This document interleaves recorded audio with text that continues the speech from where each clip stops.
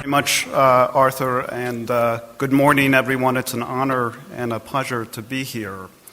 I am actually an international arbitration lawyer.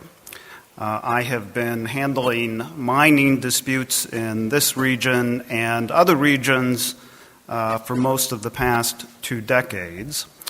And that might lead you to think that I am a pessimist after having been involved in a lot of difficult and contentious disputes.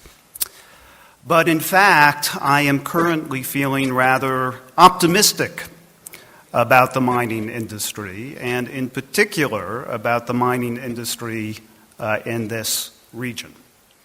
It's been a hard few years, but things look to be turning around in a rather dramatic fashion. There is increasing demand for many metals in the region. There is increasing exploration. There are enormous reserves in this region that have yet to be exploited. And again, exploration costs appear to be on the rise. There have been dramatic technical improvements in the use of technology and innovation in this region, in the use of automation and big data. This region is quickly catching up with the industry leaders elsewhere. And as we just heard, the Russian government, the Kazakh government, other governments in the region are very supportive of investment and innovation. Now, to be sure, there is reason for caution.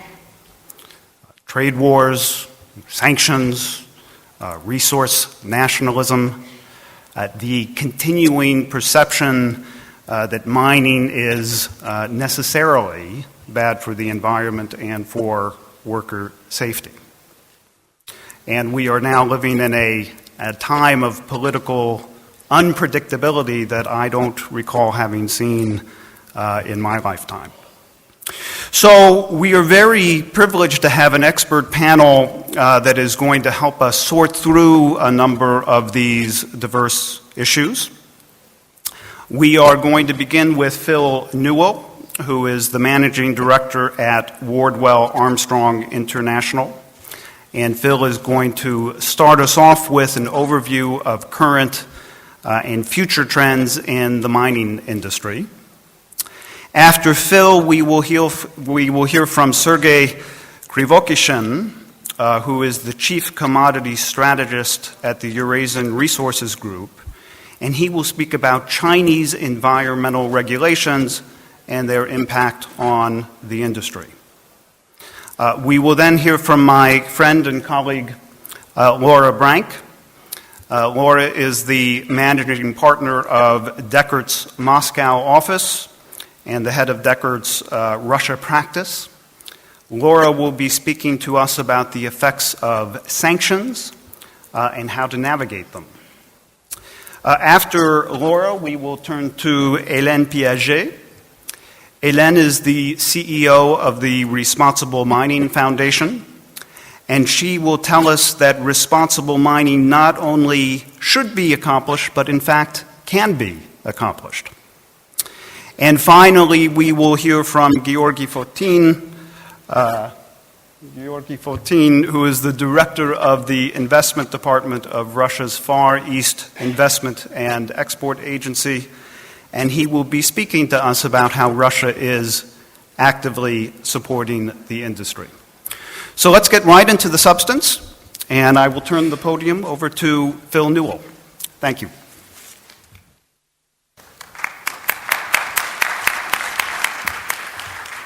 Thanks very much. Good morning, ladies and gentlemen. It's a privilege to be speaking again at MINEX.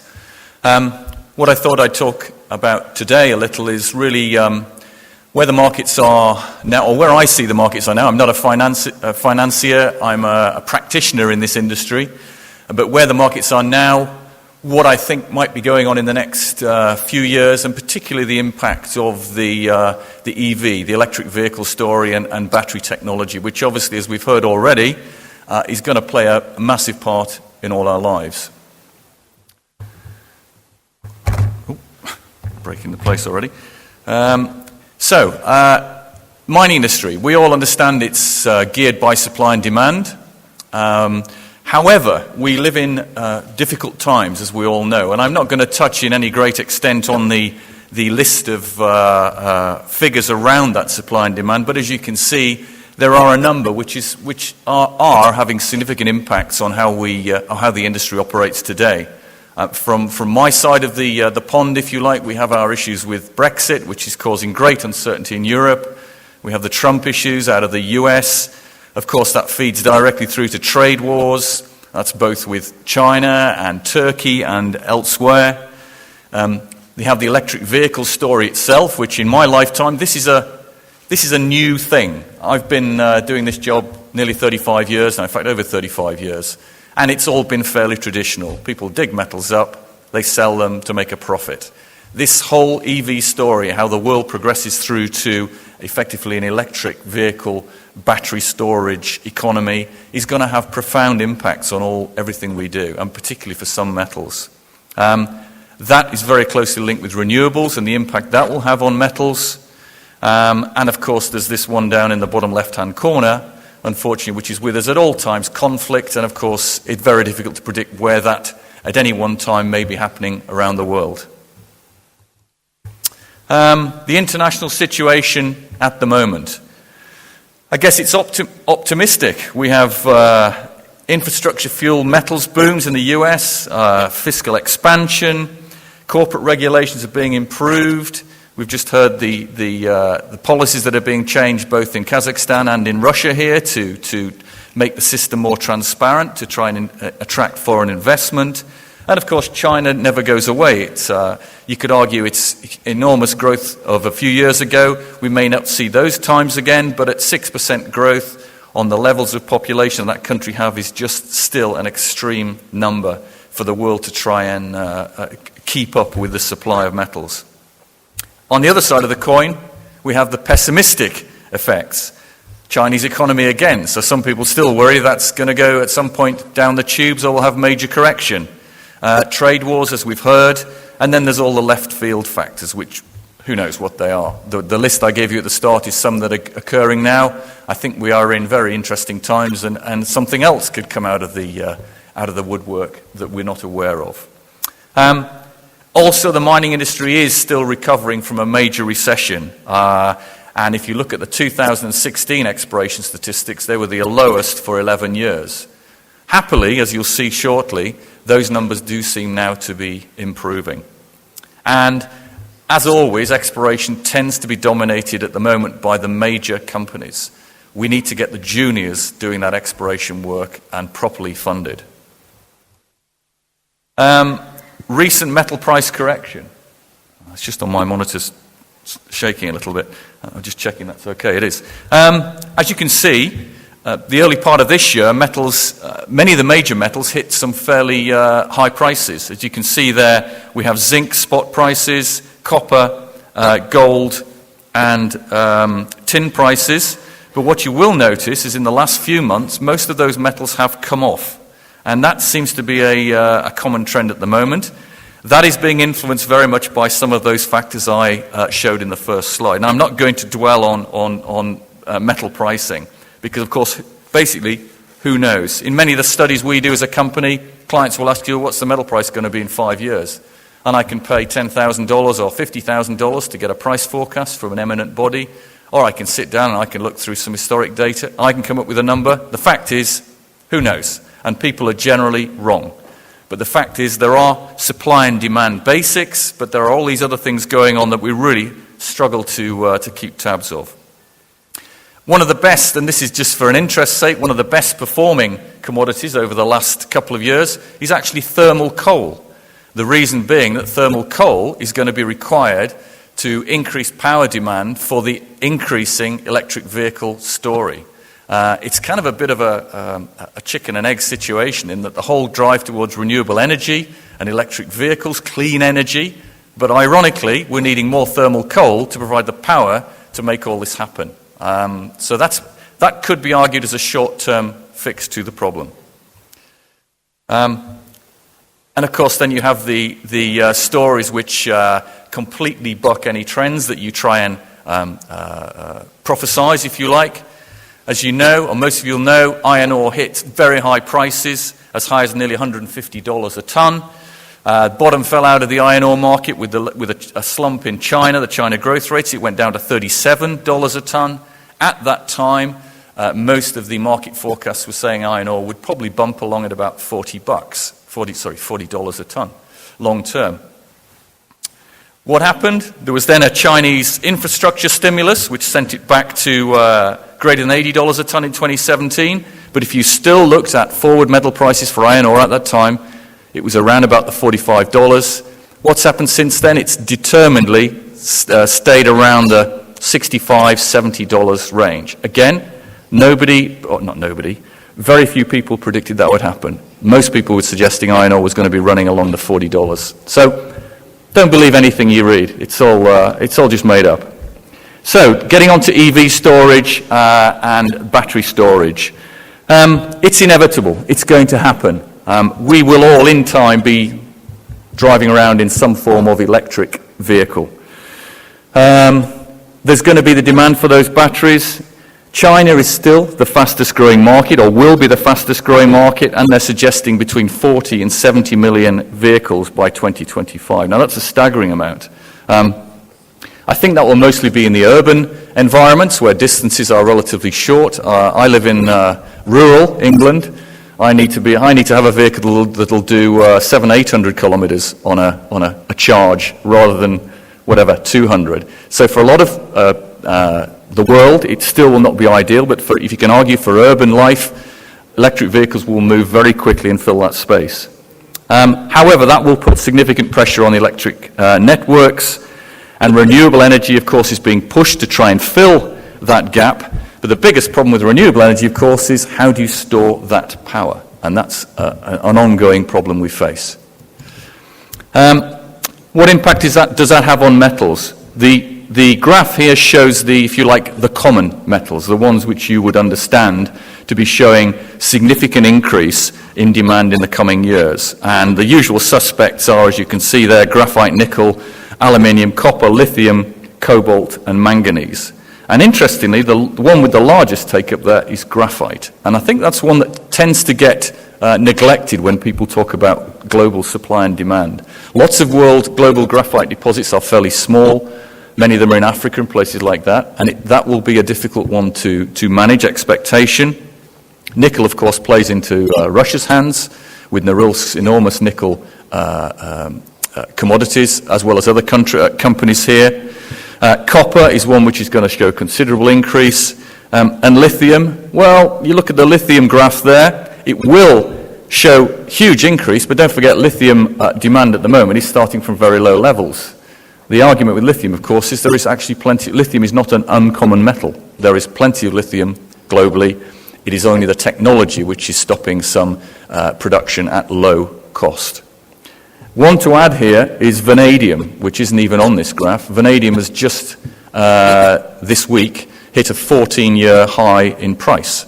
And again, that's very important because there's a type of vanadium battery which may well have an increasing part to play in battery technology. So quickly looking at copper, I'm sure you're all well aware of global copper production, where it comes from. Chile is still the biggest player, although that seems to be dropping down. Peru increasing. The third point there is hugely important. Although there are plenty of low-grade copper deposits around the world, the days of the big high-grade copper discoveries are probably gone. There may be the odd one or two. So what that means is companies have to be much more efficient at both mining and recovery of these metals to allow these lower-grade deposits to be mined. And pretty soon we're in a position where copper price will probably have to tick up, and should tick up, given the demand for the battery environment we're moving forward to, electric vehicles, to allow that to happen. Looking at lithium, you can see again where the world mine production comes from. It's dominated by Australia at the moment, with Chile a second best. Many of the salars in South America, they're the dry lakes, they contain enormous volumes of lithium. But again, at the moment, that is relatively expensive to produce. As we say, the low-hanging fruit, which means the easier production at the moment, is of spodumene, which very often comes from pegmatites. What you find is a market now being driven by a whole bunch of junior companies trying to chase pegmatite companies around the world. Unfortunately, most of these are small operations, and most of them will go down the toilet. Sorry, I don't know how that translates. Will not succeed simply because there isn't going to be the scale to be able to handle that. As a company, I'm incredibly pessimistic about lithium, but that's only my own personal opinion. I think that bubble has probably already burst just because it's a relatively common metal. Cobalt. Cobalt's a very interesting one, as we know. Most of the world's production comes from DRC. For those of you who visited DRC, for those who've worked in DRC, not the easiest part of the world to do business in. And also cobalt tends not to be a primary metal. It's a byproduct from other metal production, particularly copper. And that's a problem. Particularly a lot of the production of cobalt from DRC comes from artisanal, illegal mining, and other such issues which modern ethical society will not tolerate. So how do we fix that one? What is happening now, of course, lots of companies who have copper deposits around the world are saying we are a copper cobalt producer because a lot of those copper projects may have a small amount of cobalt associated with them. So that's going to be a tricky one to fill. And as you can see, the last point there, lithium-ion batteries is by far the largest market for cobalt. Nickel. Again, Philippines, large producer, but clearly Norilsk Nickel is a major player in that, so this will be highly beneficial to Russia's mining production in the years to come. Nickel will be a very strategic metal in that sphere. China, as usual, one of the largest importers. Graphite, as I've already explained, the second point down there is the important one to notice. Probably in the next 10 years, there'll be 10 times more graphite needed than there is now, and that's a pretty sobering statistic if you're in the mining industry and know about graphite. It is not a particularly common metal. EV metal prices, well, I wrote this talk about 6 weeks ago, so those were the metal prices I could get my hands on there. Needless to say, since that time, lithium, top left, has come down again to about $10,000 a ton. Nickel price has also come off, the cobalt price has dropped again significantly, and the flake graphite price is the only one which has stayed pretty similar. So there is an argument that some of these metal prices may have had their initial peak, but in time, clearly many of these will creep up again. I think they have to, purely on supply and demand issues. What are the risks? Okay, there are insufficient metals, full stop, to supply the world's EV story. Is that true or not? I don't know. Battery technology is evolving rapidly, but might somebody come up with a different metal? As I mentioned, vanadium is being tried and tested through a different battery route. Other known technology becomes more popular. Hydrogen fuel cell. For those who've been reading the press, you'll notice that Germany has just launched trains powered by hydrogen fuel cells. They'll do about 150 kilometers, but they're replacing diesel on some rail lines in Germany. And may that become a popular method?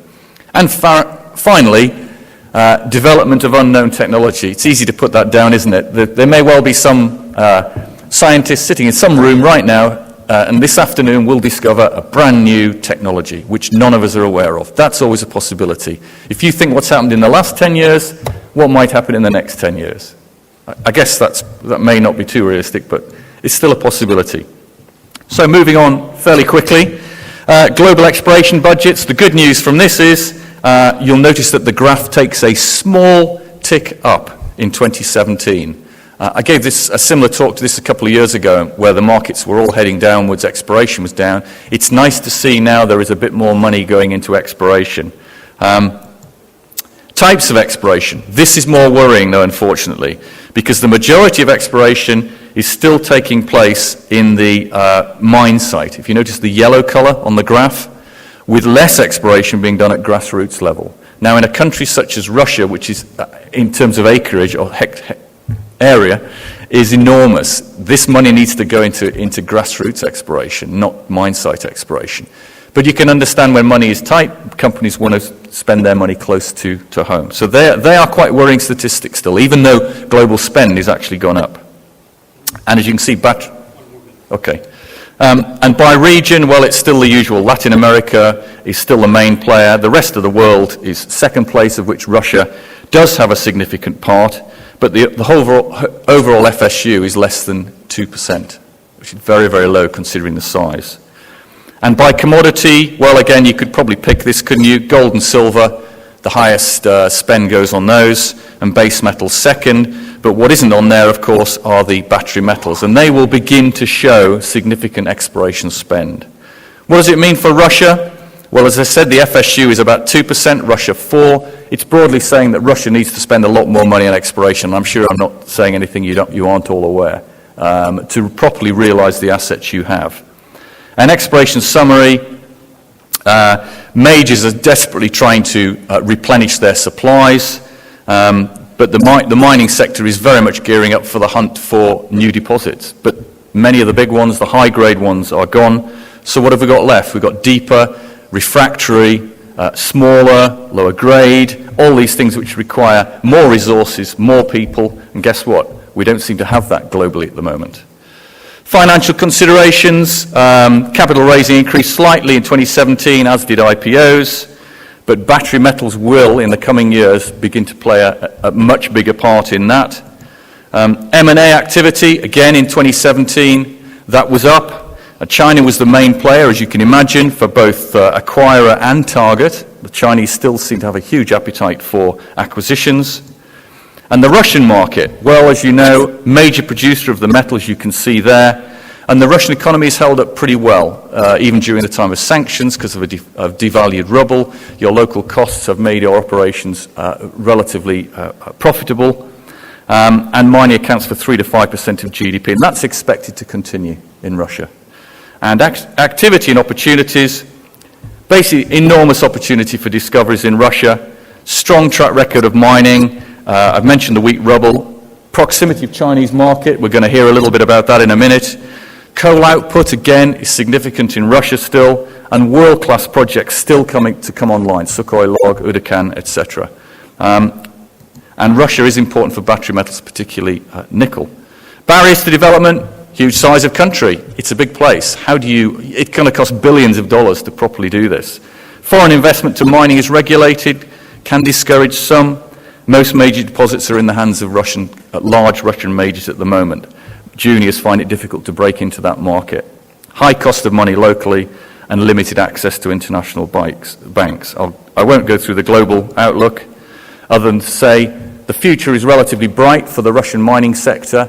The battery metal story will play a big part in all our societies moving forward, and Russia will have its place in that. Thank you very much.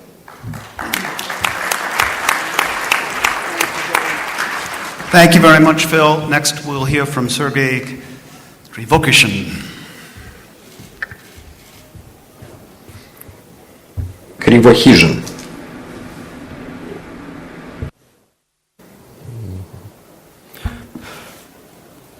Доброе утро, дамы и господа. Рад приветствовать вас всех на очередном MINEX.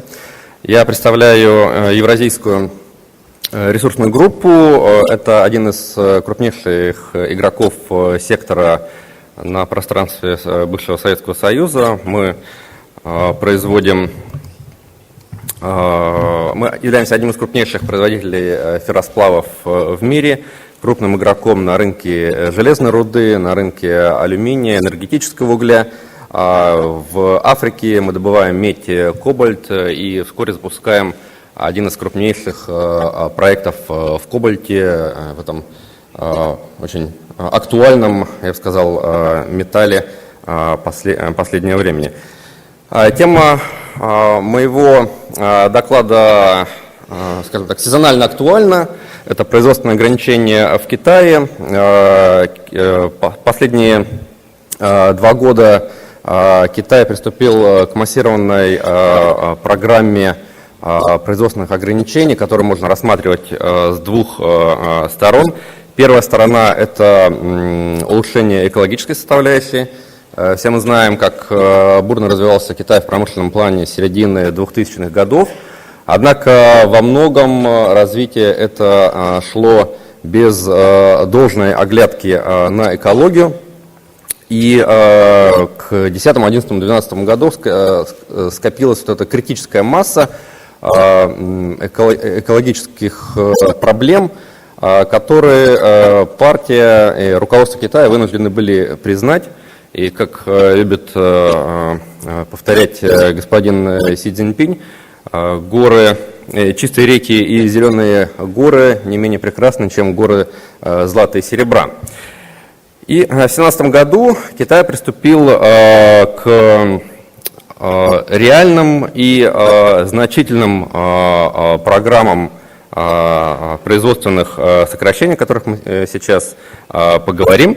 Но это была одна сторона вот тех производственных ограничений, которые проводит Китай. Вторая сторона – это ограничение избыточных мощностей в ряде секторов, в которых перепроизводство к 2016-2017 году достигло довольно-таки критических уровней, и где ограничения были чрезвычайно необходимы для того, чтобы повысить рентабельность, снизить долговую нагрузку и увеличить общую загрузку мощностей.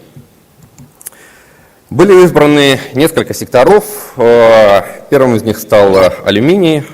Здесь на слайде вы видите размышления, собственно, почему таковым стал алюминий. Собственно, алюминий производство не является чрезвычайно вредным для экологии, а вот если брать весь комплекс в целом, это производство электроэнергии на угольных каптивных станциях, это и глиноземное производство, анодное производство, все это экологически небезопасное производство.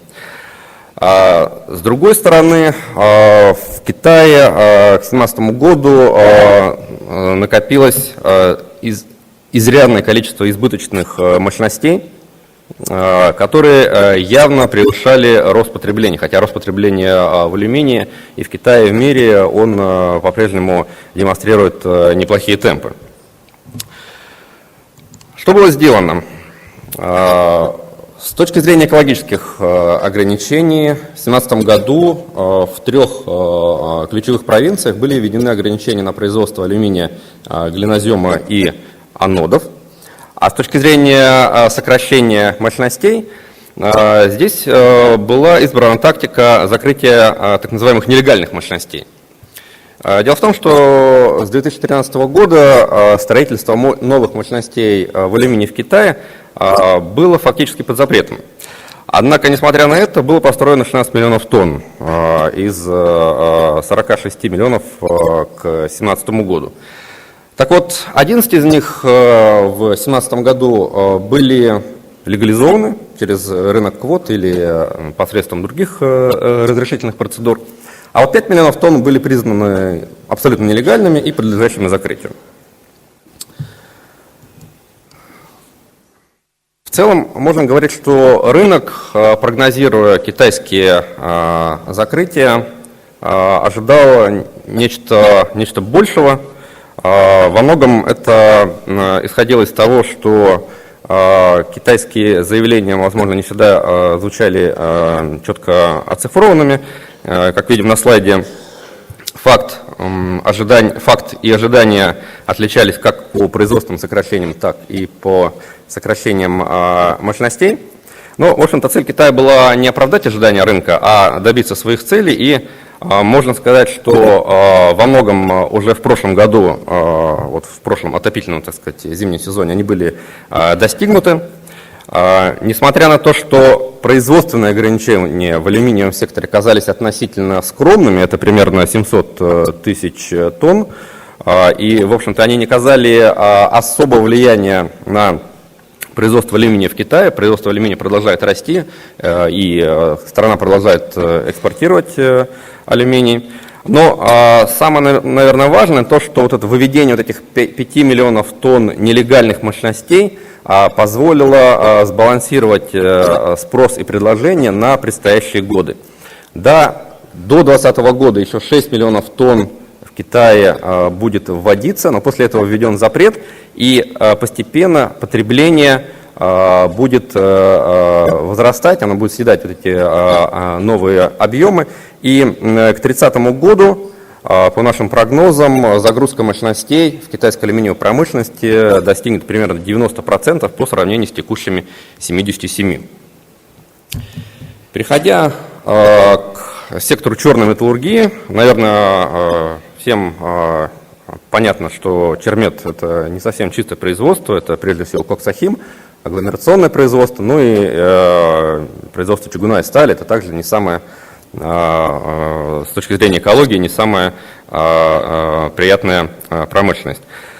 С точки зрения избытка мощностей, проблема давно известна, многие страны мира давно понимали эту проблему, то, что Китай производит больше, чем сам потребляет, активно экспортируя, пользуясь локальными субсидиями. Китай сам еще в 2007 году признал проблему переизбытка мощностей, но вплоть до 2016-2017 года, несмотря на ряд заявлений, практических шагов к ограничению производства, в общем-то, принято не было. Снижение цен в 2016 году привело к тому, что задолженность китайской индустрии возросла, рентабельность упала, и загрузка китайской отрасли снизилась до почти 70% к 2016 году. В связи с этим, так же как в алюминии, в 2016-2017 году были проведены ряд реформ. Прежде всего, была объявлена программа по сокращению так называемых избыточных мощностей на 150 миллионов тонн. И в этом году эта программа уже заканчивается. 150 миллионов тонн выведено из производства. С другой стороны, в прошлом году дополнительно были сокращены 70 миллионов тонн так называемых нелегальных мощностей. Это в основном очень маленькие индукционные печи, которые производили сталь действительно без всяких необходимых лицензий. Ну и относительно экологических ограничений, вот в северо-восточных провинциях, в ключевых северо-восточных провинциях в зимний отопительный сезон была принята программа о снижении, сокращении загрузки мощностей по чугуну и по агломерату на 50%. Именно по чугуну отмечу, а не в среднем, а не по стали. Так же, как в алюминии, рынок ожидал несколько большего эффекта. Ожидалось примерно 30-миллионное падение производства в Китае, но де-факто, по нашим оценкам, оно составило около 11 миллионов тонн.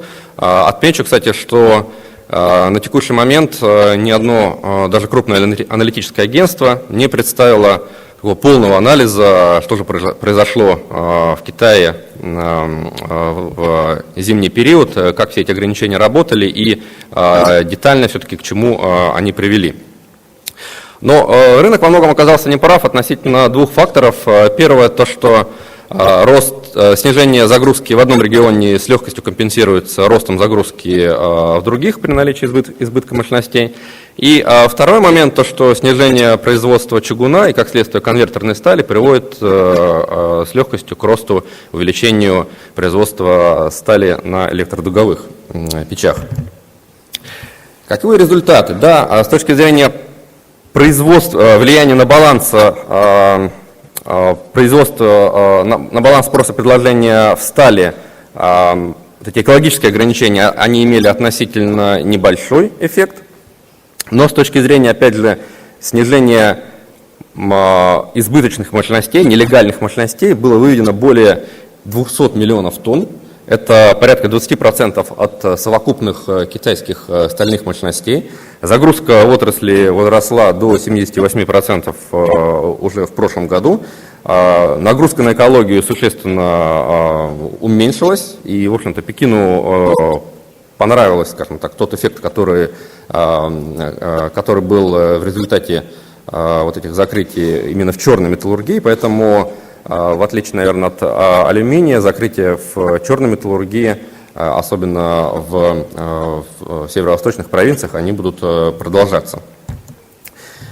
И последняя отрасль – это уголь, энергетический уголь. На самом деле здесь ограничения начались еще раньше. Они во многом не были связаны с экологией, а были связаны с той ситуацией, в которой отрасль оказалась в 2016 году.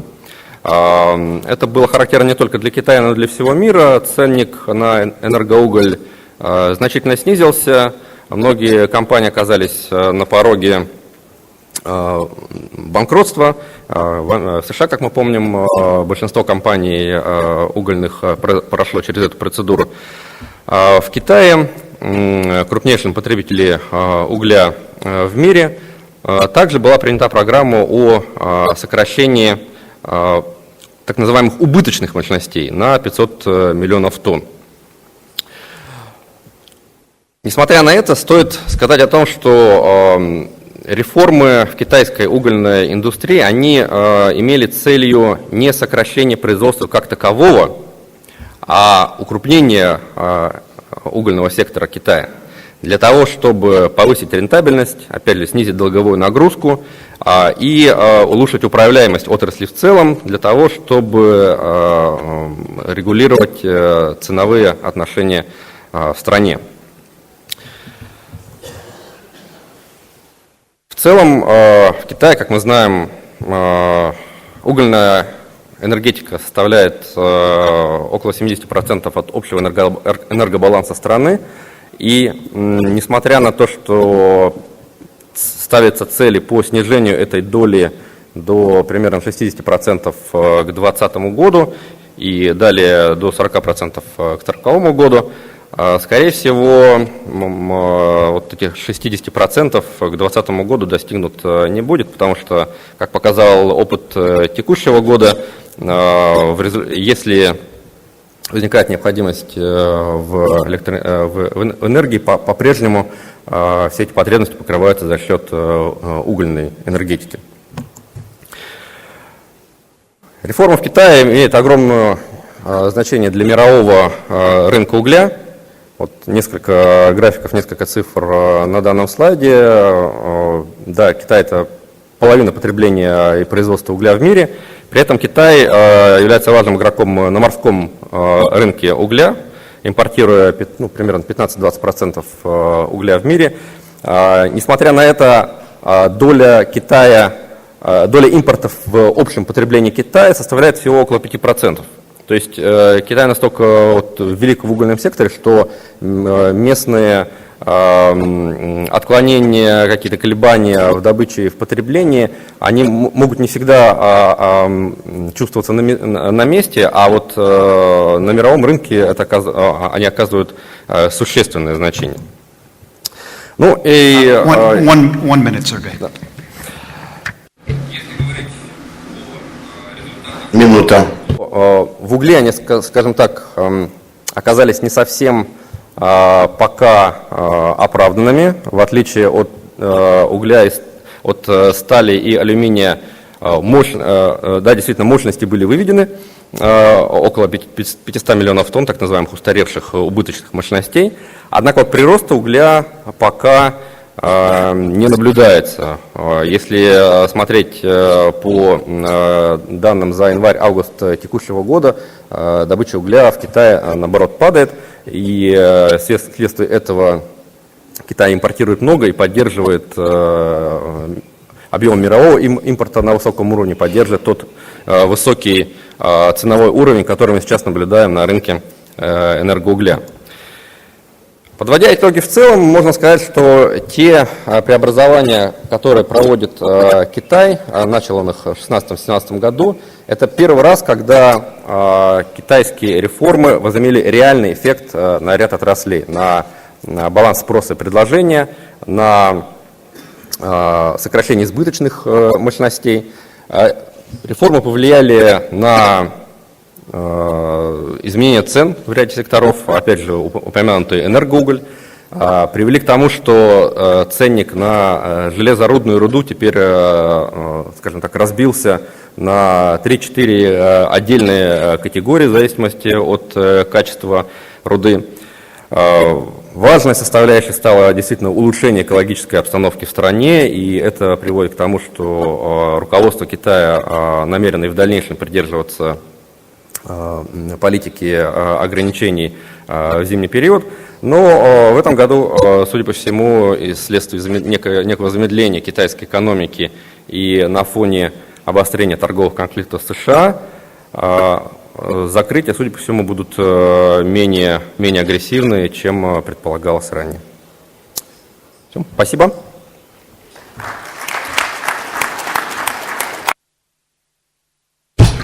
Now we'll hear from Laura Brank.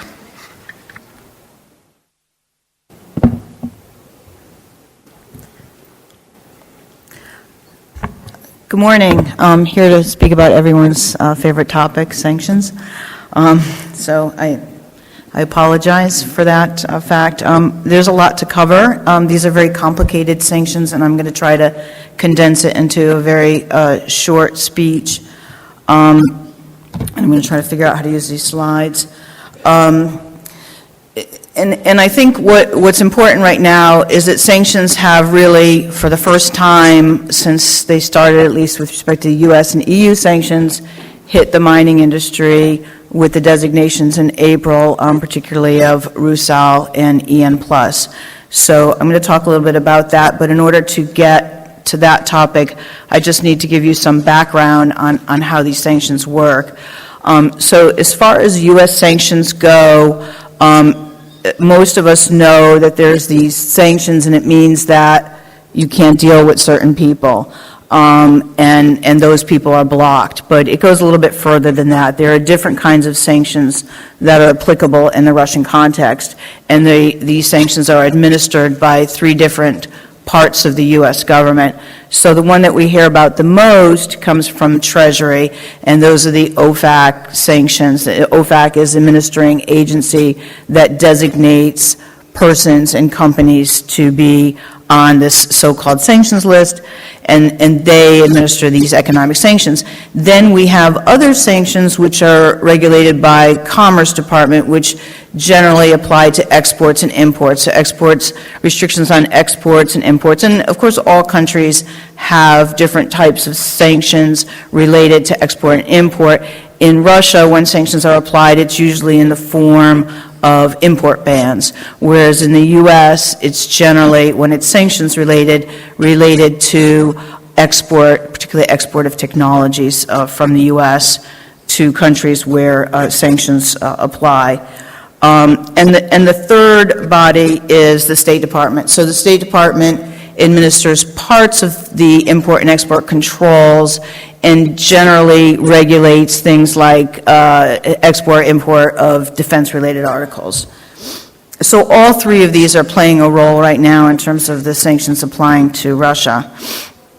And there are different kinds of sanctions. So we have what's called the blocking sanctions, which are really the worst, because, once somebody, and take, for example, Tarabaska, is put on that list, no U.S. person can have any interaction of an economic nature with somebody who is designated on the specially designated nationals list. And then we have more targeted transactions, which are the sectoral sanctions, and thus far have not hit the mining industry, but in Russia they've hit the financial sector and the oil and gas sector. But I refer to those as sanctions light, because as long as you learn to navigate with regard to those sanctions, you're pretty much okay. And the sanctions they're either done on a country basis or a list basis. Russia is not a sanctioned country, of course.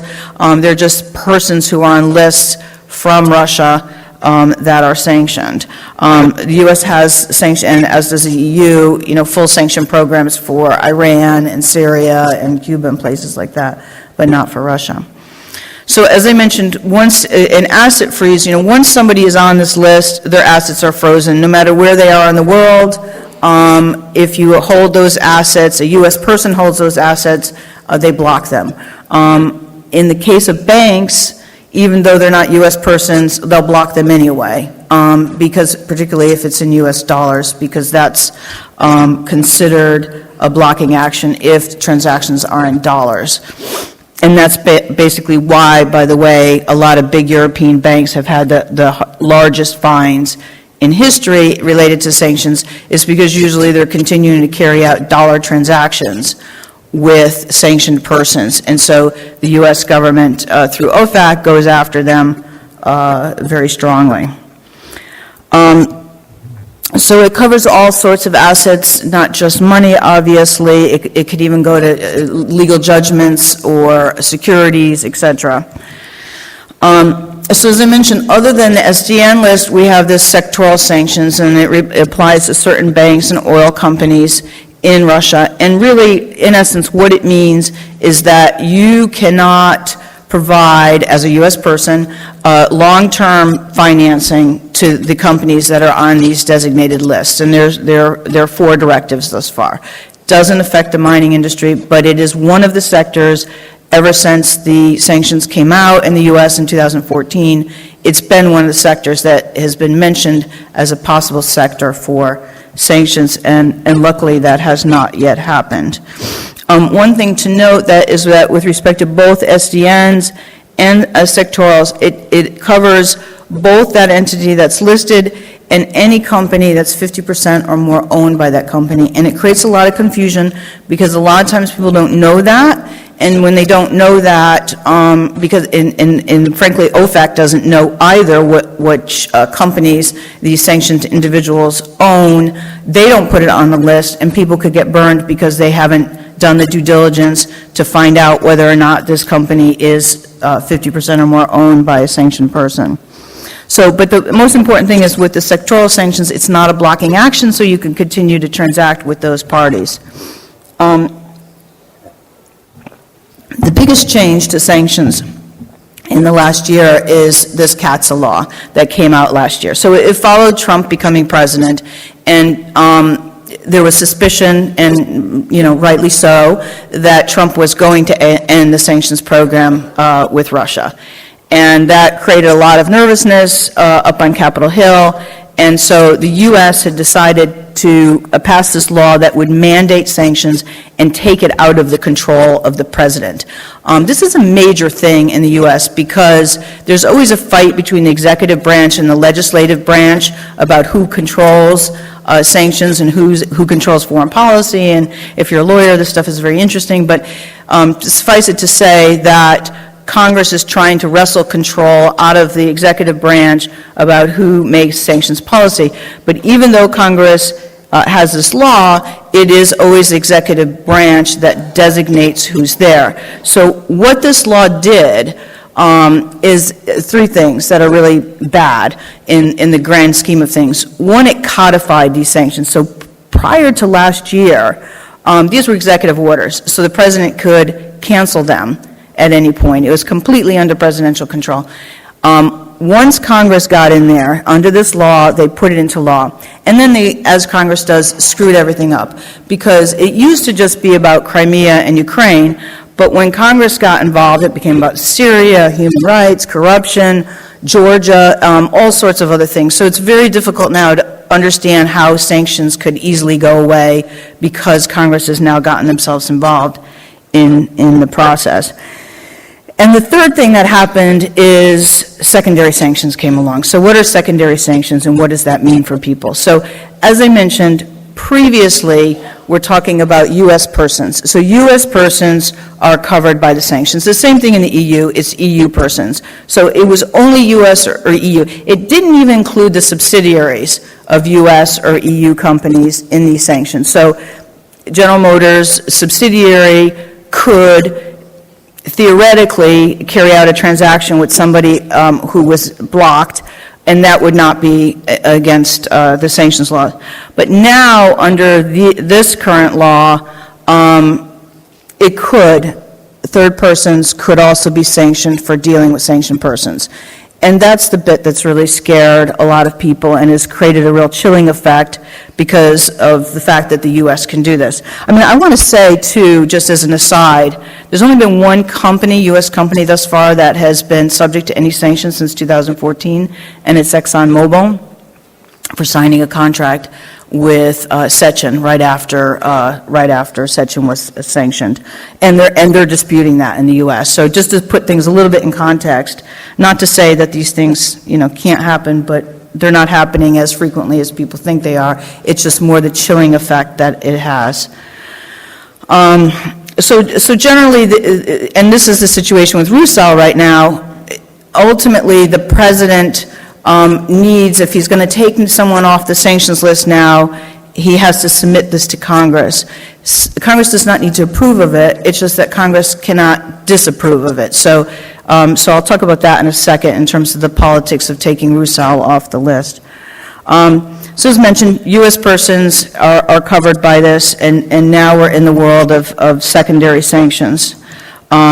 Which had applied previously in the Iran context and the Cuba context, but never in the Russian context. And in the Russian context, it's really supposed to be limited, but in the way it's being interpreted, it's again very broad, unfortunately. So just a few things to note here of the secondary sanctions. What they're really looking at are significant transactions carried out with especially designated national. That's really what it's about. It's not about the sectoral sanctions. As I mentioned, it's more about if you have a significant transaction with Rusal or Deripaska, then potentially you can also be put on the SDN list for carrying out that transaction, or there's a whole list of other sanctions that could potentially apply. So, after having asked this question many times of people at OFAC, what they're really looking for are deceptive transactions or structured transactions. So if you did business before and then suddenly, you're carrying on your business, that's fine. But if suddenly, you never bought aluminum before and suddenly you're buying aluminum and then you're selling it into the market, well, that's considered a deceptive transaction. Those are the kinds of things that OFAC is likely going to go after. Another big thing that happened, and this led to the designation of Mr. Vekselberg and Mr. Deripaska in April, is CATSA mandated this report, this so-called Kremlin report, and it required OFAC to come up with a list of high net worth individuals and political officials in Russia and heads of parastatal entities, and provide a report on the net worth of these individuals, where they got their money from, and a whole bunch of other stuff. So the list, it was caused a big joke here because it just came out of the Forbes list of the highest net worth individuals, 96 persons. So it wasn't such a huge deal, but unfortunately OFAC got a lot of backlash from coming up with this Forbes list, and so they put the Treasury Secretary under a huge amount of pressure to do something once this list came out, and what are you going to do, and what. So there was another classified part of this report that went to Congress, and lo and behold, so this report came out in 29 January, and then and they said this is not a sanctions list. You could still do business with these. This is just a report that's required under the CATSA, but you could still do business with these people. They took a lot of care to do that. But then what happened is on April 6th we had these designations, right? And for the first time ever, it included a public company, a publicly traded company, not just one, but a couple, EN Plus and Rusal, being on the list, as well as Mr. Deripaska. Others of these, there were other consequences, particularly for Victor Vekselberg. And this is the first time this ever happened. It created a huge amount of chaos in the market and the companies, as you can see here, that were designated, and then lots of other companies that were 50% or more owned by these individuals or these companies that were not specifically designated, but eventually, everybody stopped doing business. I mean, a lot of Europeans and not just U.S. companies, because of the fear of secondary sanctions. So with Rusal, a number of things happened very quickly. You had the London Metal Exchange barred delivery to their global warehouse of aluminum coming from Rusal. You had CME Group also blocked deliveries of Russian metal, of Rusal metal rather into its warehouses. And it created a lot of confusion because the metal that pre-existed sanctions could still be traded and there was no issue, but nonetheless it became a big problem for companies because they just did not want to risk it and deal with aluminum from or products from Rusal generally. So in May, we had the resignation of 8 of the directors and the CEO of Rusal. But I mean, here just sort of graphically, you can see the plunge, happening right in April there, where the stock market went. It's estimated that Deripaska may have lost nearly $4.5 billion in 4 trading days. And you could see the price of aluminum, which is recovered. But of course it really spiked. I love this picture. It's not mine, but it kind of shows the impact of what happened just with Rusal. It's by the Atlantic Council, and you can, just sort of the overall effect of Rusal being placed on the list here. Obviously, this has affected a number of other companies that many traders. Glencore's shares fell 5%. On concerns about their exposure to Rusal, for example. And in some cases, Glencore called a force majeure on a number of its contracts as a result of Rusal being designated. So what did OFAC do? OFAC didn't realize this, and I'm here to say this. People will say different stories. If I'm on a stage with OFAC, they'll say, oh no, we knew. They didn't know. They did not know what impact putting Rusal on the list would have. It has a huge impact on U.S. companies, European companies. There were so many complaints in that first week. And OFAC has since then, 6 months later, is still dealing with a lot of the fallout from designating Rusal. So immediately what it did, recognizing there would be some impact, is issued a series of licenses. And those licenses allow companies to continue doing business with Rusal, to wind down the operations, and to maintain contracts with Rusal for a period of time. These licenses have been extended numerous times now. So it started in April, then it was in May, it was extended, then it was extended August, and then it was extended October 23rd, and most recently, and quite coincidentally, because we have midterm elections on November 6th, it's now been moved to November 12th. So business can continue. No new business, but if you had contracts in the past with Rusal, you could continue to do this. And this is all in contemplation of potentially taking Rusal off the sanctions list at some point here in the near future, and a lot of measures are being taken in order to affect that. The same thing with EN+. The licenses for EN+ have mirrored that. Same thing with trades in Rusal stock. There have been a number of licenses issued so U.S. persons could unload this stock. Of course, the market's completely froze. Nobody was buying Rusal stock, and it's created a lot of dissatisfaction from a lot of big hedge funds in the U.S. as well who were holding EN+ or Rusal shares. But also, there were other companies that weren't sanctioned that also their shares were hit. You can see what happened with Polyos.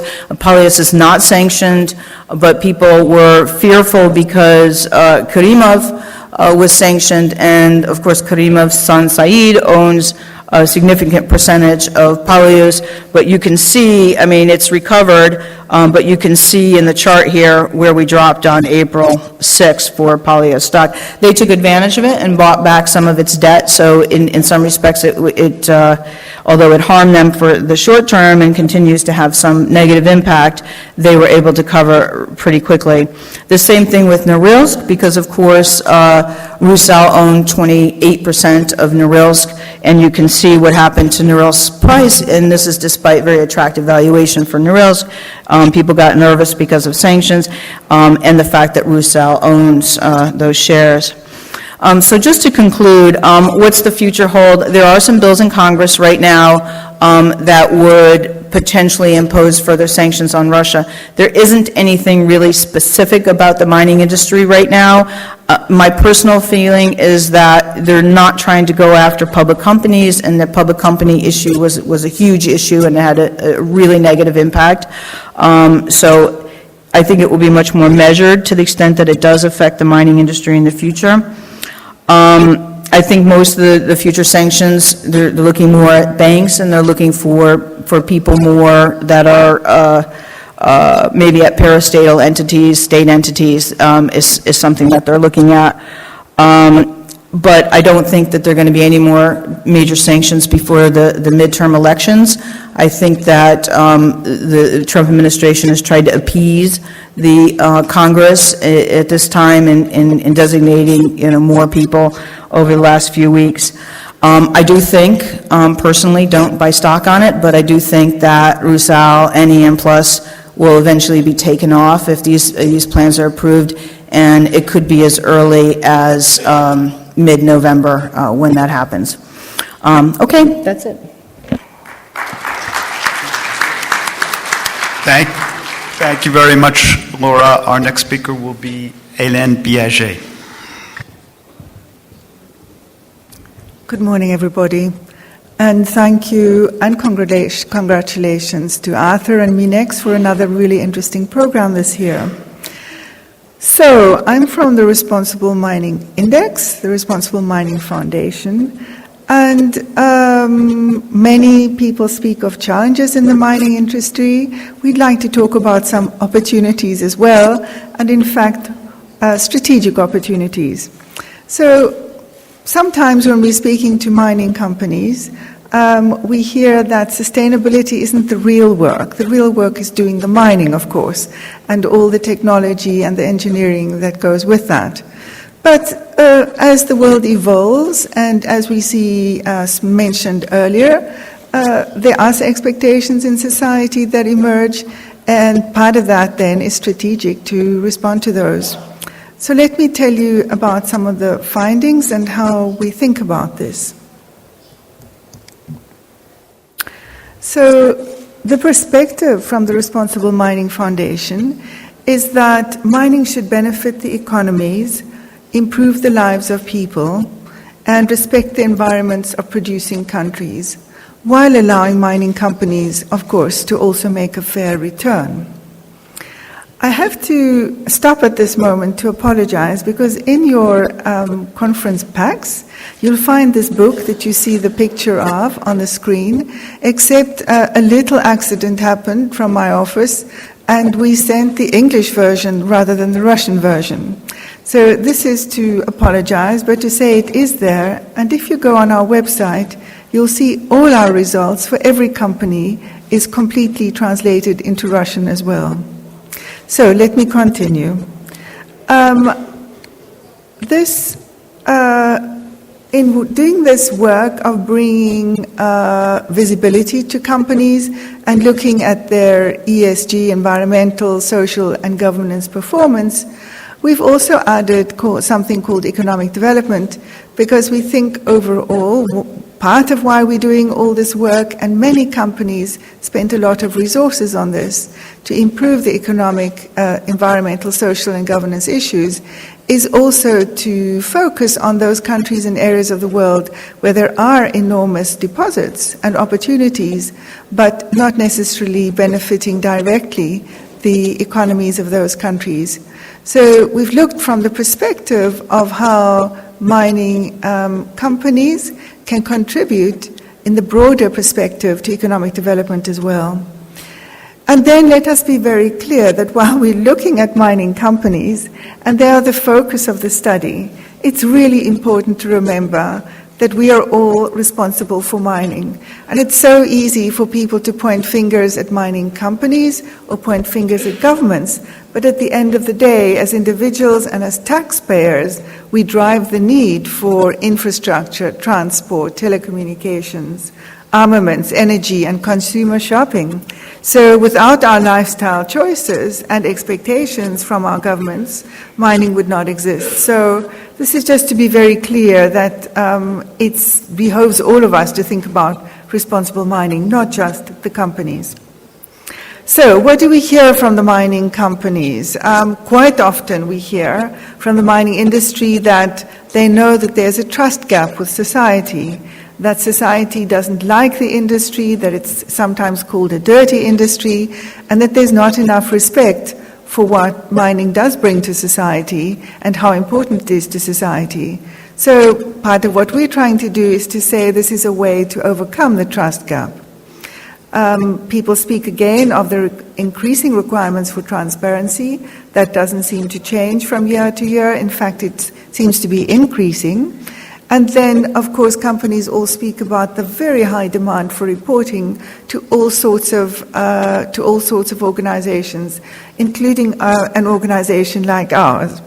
And then lastly, of course, one sees more and more investors focusing and becoming cautious around the ESG reputation of companies. So what does our index cover? We look at 30 companies. Let me put this into Russian. We look at 30 companies worldwide. Together, they represent approximately 25% of the value of production. And we're looking those countries, it represents about 51 different countries who together have a population of about 4.7 billion. In addition, these companies have around 861 operating mine sites, 140 closed mine sites, and we bring focus as well to closed mine sites for obvious reasons. And then together, the 30 companies have tax jurisdictions in 109 different countries. So what do we cover? We cover economic development, we cover business conduct, we look at life cycle management over the full life cycle of a mine site, we look at community well-being, working conditions, and also environmental responsibility. So, for those 30 companies, the overall results in those different areas look like this. Each of those bars represents one of the 30 companies, and if you look on the vertical axis, you can see the results are not particularly high. But we'd like to tell you why we think responsible mining can be done, and I will take you into the next key finding. So the reason we say it can be done is for us quite interesting, because what you see here is the collective scores of all the best scores for each indicator. So not one company is represented here, but if you take the best result for each of the indicators, this is what it looks like. And it means that potentially we're already seeing a 73% score based on the best practices that are happening across the industry, but not in one company. Interesting here, if you look at the red bar, this is working conditions, which to our surprise was actually the lowest in terms of achievement, bearing in mind that it's something that's been regulated and been on the radar of governments and publics for a very long time. So, the other really important part that we think is encouraging and should be inspiring to companies is the diversity of responsible practice. Here you see the list of all the companies in our index, the 30 companies, and when I show you these orange companies, those are the companies, 19 of them, that show up in the top 10 of the 30, in the top 10 in each of those thematic areas. So it shows that there's a very high diversity of good performance individually on particular issues across these companies.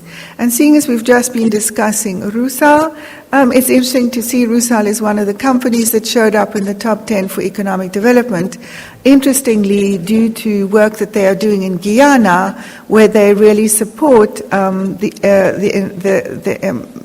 improving the skills base, the national skills base in Guyana. Now, some of the other ones that are, I think, not so hard to do, but also a little disappointing to find, is that many commitments need to be realized.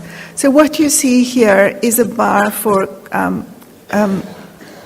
business conduct. And you'll see the first bar on the left represents commitment.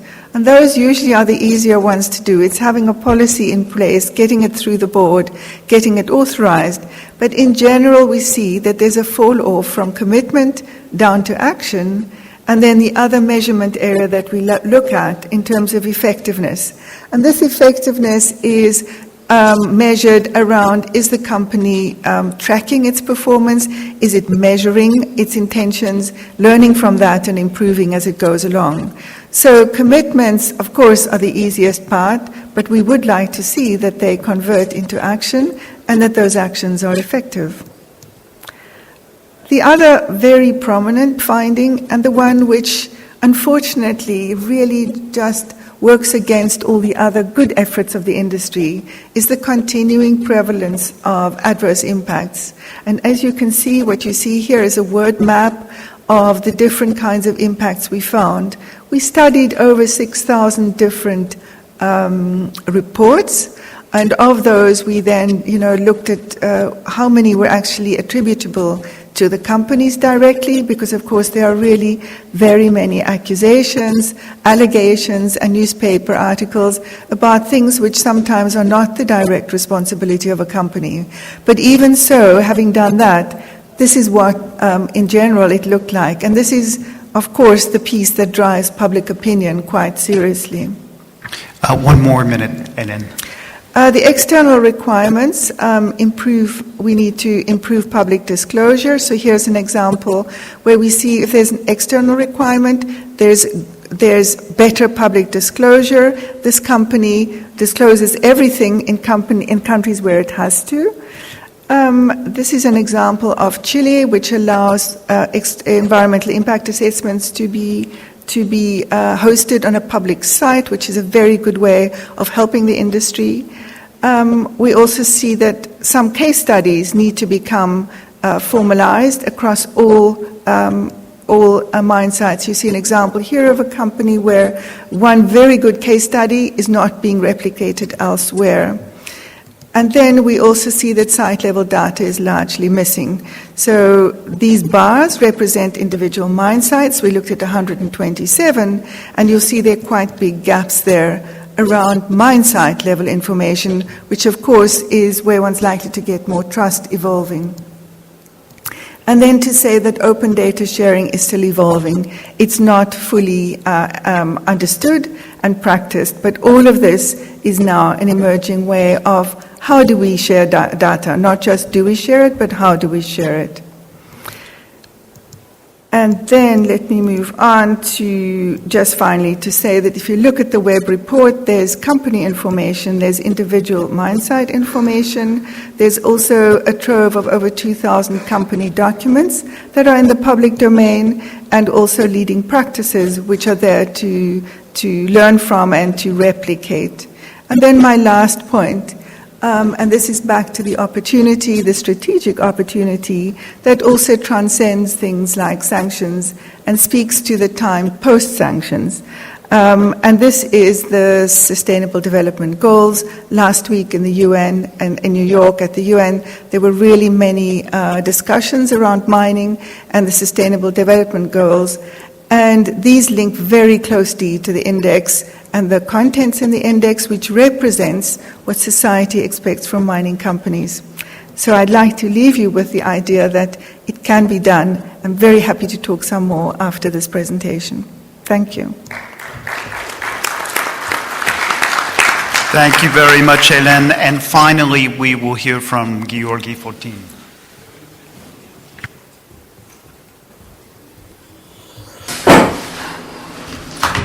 Гости мероприятия, добрый день. Я представляю агентство Дальнего Востока по привлечению инвестиций и поддержке экспорта.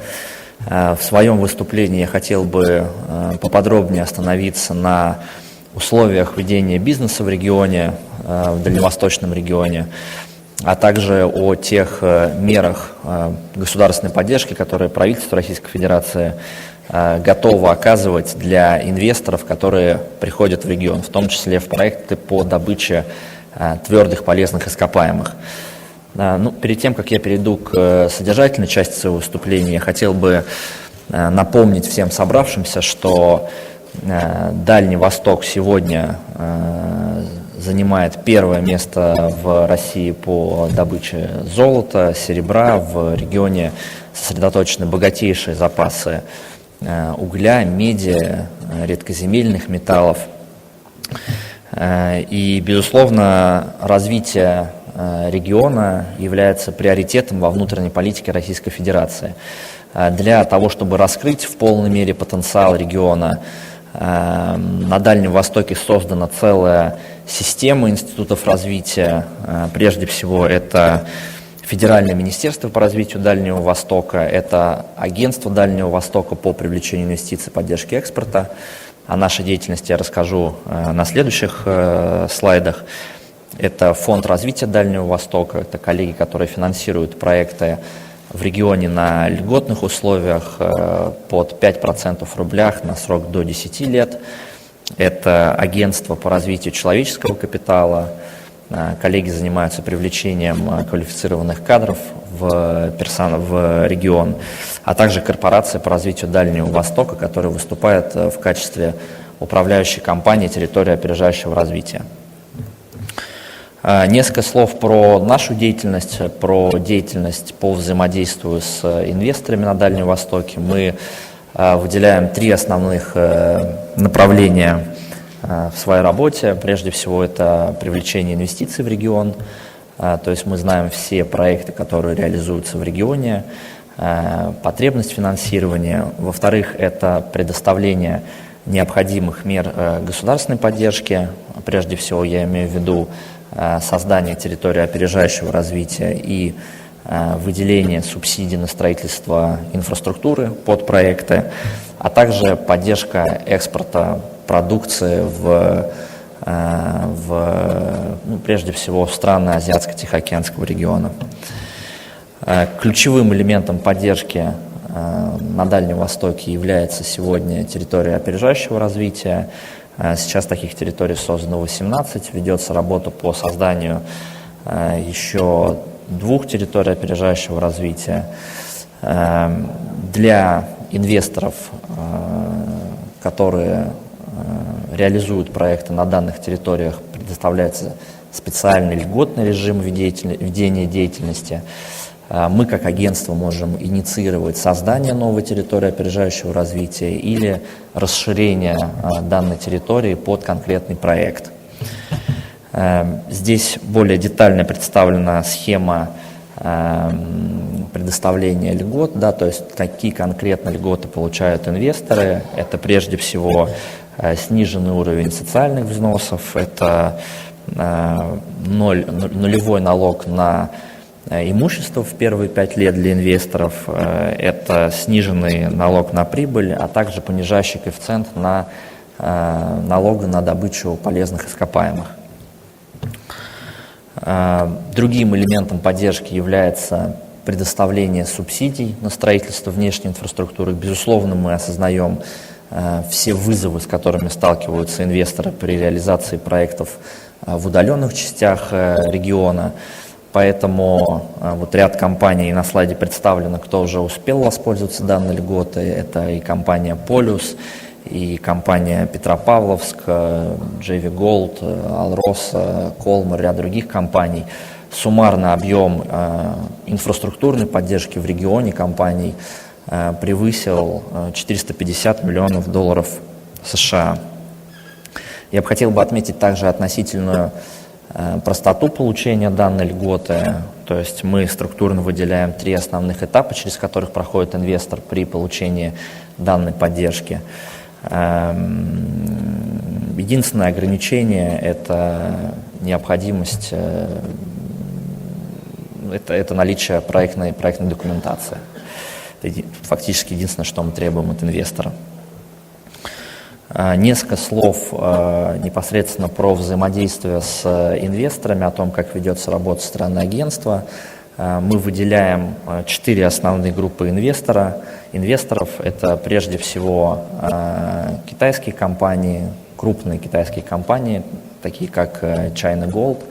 Они всегда идут в связке с китайскими финансовыми институтами, которые финансируют проекты, предоставляют финансирование для китайских компаний.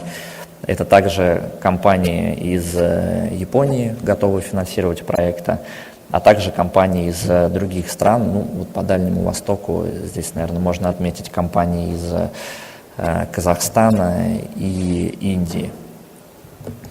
Говоря об основных каналах привлечения инвестиций в регион, здесь мы видим 3 основных канала. Во-первых, это визиты высшего руководства страны, то есть мы формируем повестку для визитов заместителя председателя правительства, полномочного представителя президента в Дальневосточном федеральном округе Юрия Петровича Трутнева, министра по развитию Дальнего Востока Александра Александровича Козлова. Офисы агентства открыты в Китае, есть представительство в Японии, мы открываемся в этом году в Индии, в Корее. И, безусловно, выстроено достаточно плотное взаимодействие со всеми ключевыми отраслевыми ассоциациями по майнинговой направленности. Уважаемые коллеги, приглашаем всех к сотрудничеству на Дальнем Востоке. Спасибо за внимание.